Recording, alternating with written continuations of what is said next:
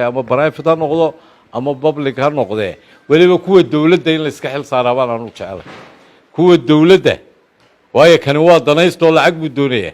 anu ma jeceli iskuulada private-ka run baan idin sheegaya jaamacadaha private-ka ma jeceli wallahi maalinta ay gaadhaan awood u helana waa ka mamnuuc lahaa waxa wax tari lahaa oo kuwa dawladdu leedahay ceelka baa horta qaar isku rideen bari aan garanayo dugsiga dhaxa ugu adkaan jiray ceelal baalkan jiri jiray biyaha burco qarbad baa loogu dhaamin jiray bariga hore maantana dee waxaynu ku wada maydhanaa inteena badani tuush baynu ku maydhanaa iminka inan kule PhD baan haystaa waxaan haystaa master halkan bay xafiiskayga bay ka dhacday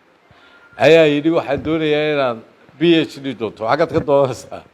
wuu baxay wuu soo noqday waxaa ku yidhi bal waran wuxuu yidhi imtixaankii baan baasi waayo oo iskaga imi meeshiiyo markii la iga warramay PhD daayo wallahi inaanan first degree ayaa dhibigu ah waa taa tacliinteena halkay maraysa anugu waan xidhxidhi doonaa waanaan adkaynayaa iminkaanaan fariinta sii diraya daawado soo sidaa maaha waxa weeyaan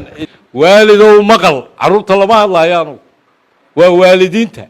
waalidiintii lacagta soo qaadi jirtee qolada imtixaanaadka aynu casunno oo aynu nidhaahno waa la tartamayaa noo baasiya carruurta shalay qaar baa waxay lahayn xuduudkii buu soo raray war xishooda saaxil iyo tog dheer xuduud bay leeyihin hebel waranuma gobol baan ma cishaayigii markaa ka soo baxaa tobanooda yidhaaheen adeero halkaad ka keentay xuduudkan la sheegayo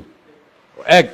nin aan waxba ogeyn marka war beena loo sheego maxaa ina yar baa isleed fiyu ku heshin anigu waxaan idiin sheegayaa gobolka waxaan u samaynay bage buu leeyahay qofkii warka gobolka doonaya